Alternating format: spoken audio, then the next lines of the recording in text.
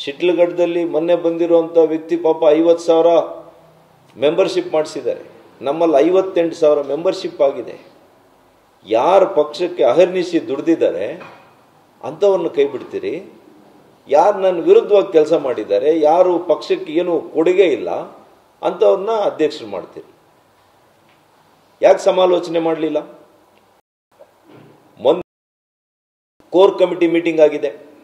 Core ಕಮಿಟಿಯಲ್ಲಿ ಯಾಕೆ ಚಿಕ್ಕಬಳ್ಳಾಪುರ ವಿಷಯ ಇಟ್ಟಿಲ್ಲ ನೀವು? 13 ಜಿಲ್ಲೆಗಳ ಬಗ್ಗೆ ಚರ್ಚೆ ಮಾಡಿಲ್ಲ ನೀವಲ್ಲಿ.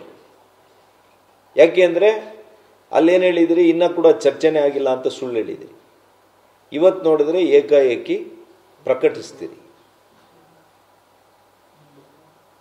ಇವತ್ತು ನಾನು ನಮ್ಮ ನಾಯಕರುಗಳಲ್ಲಿ, ನಮ್ಮ ಕೇಂದ್ರ ನಾಯಕರುಗಳಲ್ಲಿ ಮಾನ್ಯ ಪ್ರಧಾನಮಂತ್ರಿಗಳು, ಮಾನ್ಯ ಗೃಹ ಸಚಿವರು ನನ್ನ ಮೇಲೆ ವಿಶ್ವಾಸ ಇಟ್ಟಿದ್ದಾರೆ, ರಾಷ್ಟ್ರೀಯ ಅಧ್ಯಕ್ಷರು. ಅವ್ರನ್ನ ಭೇಟಿ ಮಾಡ್ತೇನೆ.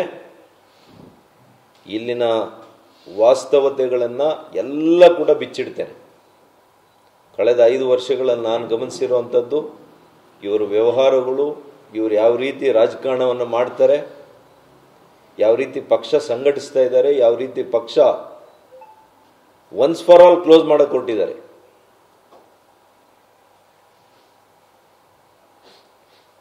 ಹಾಗಾಗಿ ಇದಕ್ಕೆ ಭವಿಷ್ಯ ಇಲ್ಲ. ಇನ್ನು ಇಂಥವರನ್ನು ನೀವು ಮತ್ತೆ ನೆಚ್ಚಿಕೊಂಡ್ರೆ, ಮಾನ್ಯ ಯಡಿಯೂರಪ್ಪನವರೇ ಬೇರೆ, ನಾನು ಅವ್ರ ಜೊತೆ ಕೆಲಸ ಮಾಡಿದ್ದೀನಿ, ಅವ್ರ ವ್ಯಕ್ತಿತ್ವನೇ ಬೇರೆ.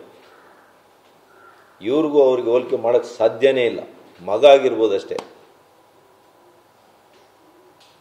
ಅವರ ಒಂದು ಆದರ್ಶ ಬೇರೆ, ಅವರ ಒಂದು ವ್ಯಕ್ತಿತ್ವ ಬೇರೆ. ವಿರೋಧದಲ್ಲಿದ್ದರೂ ಅಂಥವ್ರನ್ನ ಮಾತಾಡಿ ಅವ್ರ ಜೊತೆಗೆ ಇಟ್ಕೊಳ್ತಾ ಇದ್ರು. ನಿಮಗೆ ಯಾವೊಂದು ಗುಣನೂ ಬರಲಿಲ್ಲ. ನಿಮ್ಮದು ಹಠ, ದ್ವೇಷದ ರಾಜಕಾರಣ,